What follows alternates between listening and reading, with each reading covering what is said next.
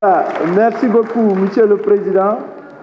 Bon, juste pour compléter mon collègue sur certains points, le budget d'abord du ministère du Développement industriel, 16 milliards 8 à peu près, ça connaît quand même une augmentation de 4 milliards 5 en valeur absolue et quasiment 36% en valeur relative. Donc le budget a augmenté.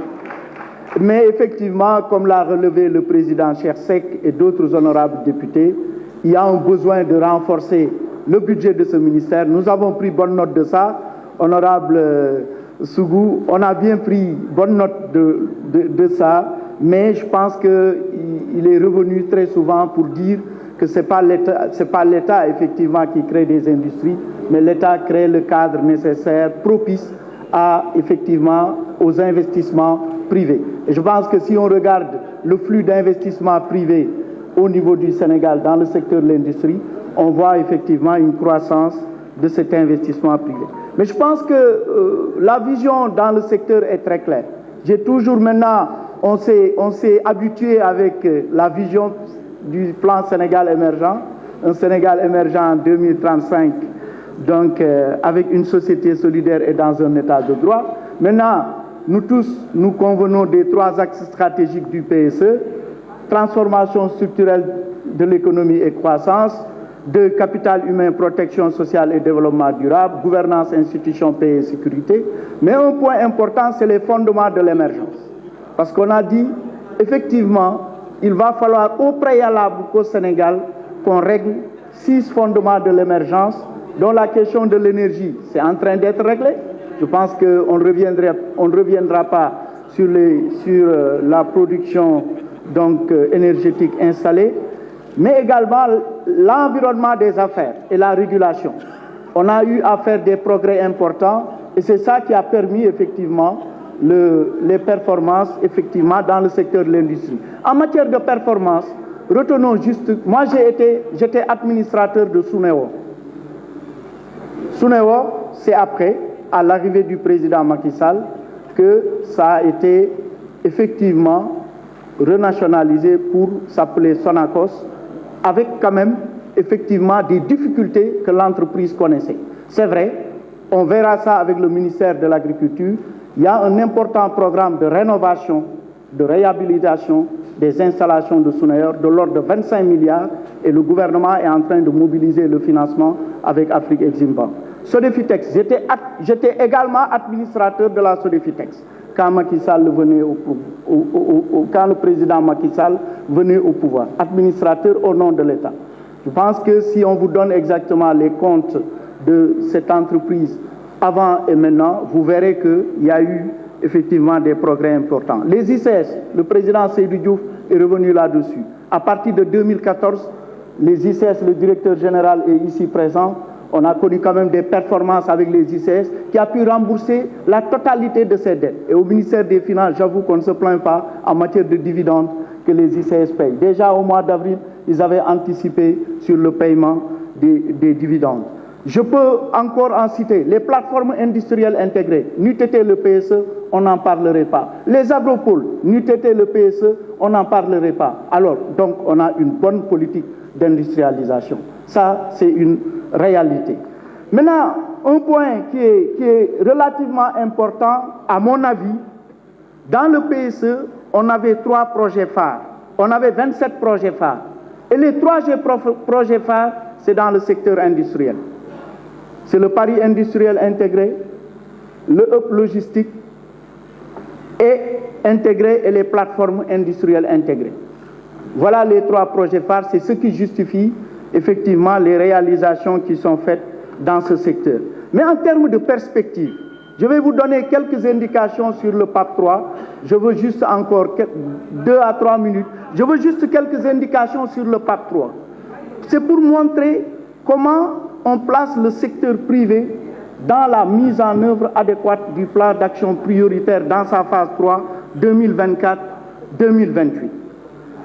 L'objectif que nous poursuivons au niveau du PAP 3 dans le secteur industriel, c'est de développer un secteur industriel compétitif et à forte valeur ajoutée, avec véritablement 3 objectifs majeurs que nous allons suivre doter le Sénégal de plateformes industrielles intégrées, développer les agropoles et les zones de transformation de produits dérivés du pétrole et des minerais. On est dans l'ère d'exploitation du pétrole et du gaz. C'est pourquoi une des raisons du budget historique de 2024, c'est que pour la première fois, le Sénégal va toucher des revenus issus du pétrole et du gaz. Troisième élément, disposer d'un tissu industriel moderne et diversifié et compétitif.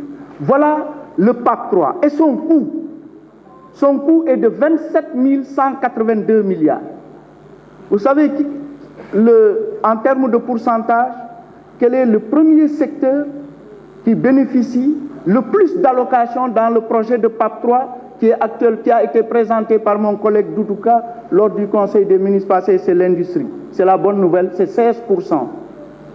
Premier secteur sur la période donc 2024-2028 avec un montant prévu en investissement de 4 344 milliards sur les 27 182 milliards du coût de la stratégie du PAC 3.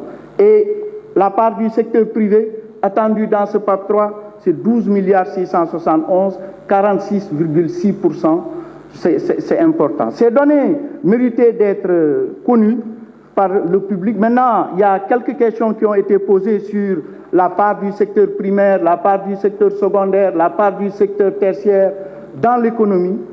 Économiquement, la transition sectorielle que nous avons, que la transformation structurelle de l'économie et croissance que nous avons préconisée dans l'axe 1 du plan Sénégal émergent doit se traduire, et je pense que mon collègue Doudouka était revenu là-dessus, donc dans le long terme. On doit avoir une transition sectorielle accompagnée de changements structurels dans le long terme. Ça veut dire la part du secteur primaire dans le PIB doit baisser progressivement au profit du secondaire et ensuite au niveau du tertiaire. Cette transition sectorielle, il est dans le long terme, on est dans un horizon temporel relativement long. On a eu des taux de croissance, on projetait 7 à 8% de croissance.